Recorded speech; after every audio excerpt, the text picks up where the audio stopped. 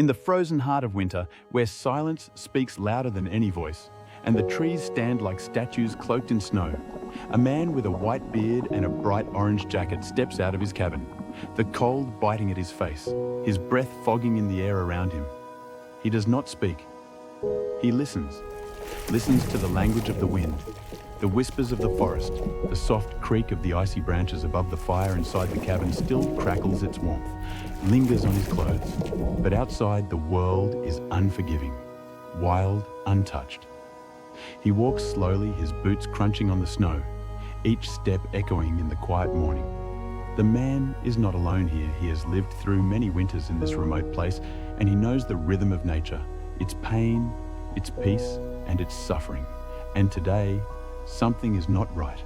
As he reaches the clearing just past the line of pines, he sees tracks light and scattered, pressed into the snow, too delicate to be a deer, too meandering for a wolf. He kneels down, his eyes narrowing his fingers, brushing the edge of the print. It's a fox, but not a healthy one.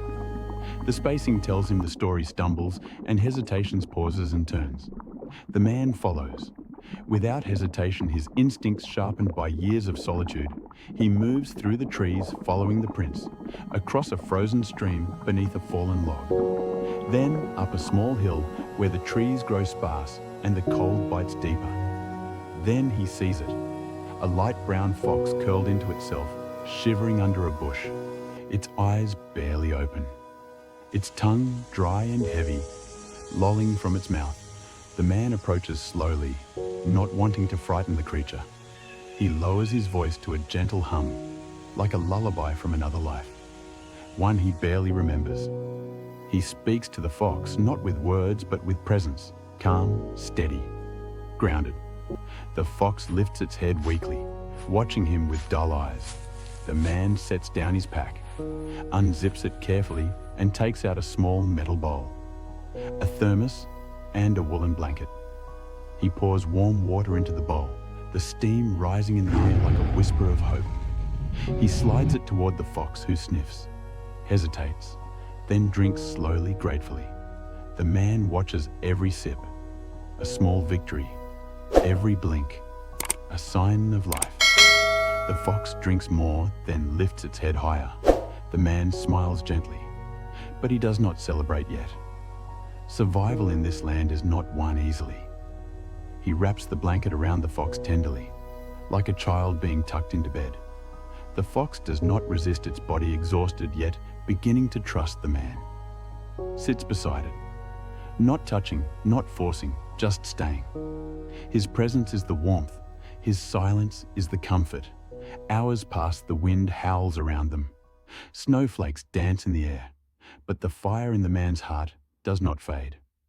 He stays with the fox, watching the rise and fall of its breath. Slowly, strength returns to the animal, and it lifts its head fully, eyes clearer. Now, the man places some crushed dry food beside the bowl. The fox eats slowly, chewing, as though each bite is a gift from the earth. When the time comes, when the fox stands on wobbly legs and looks up at the man, there is a moment of understanding, something wordless, something sacred. The man nods once as if to say, "You are safe now."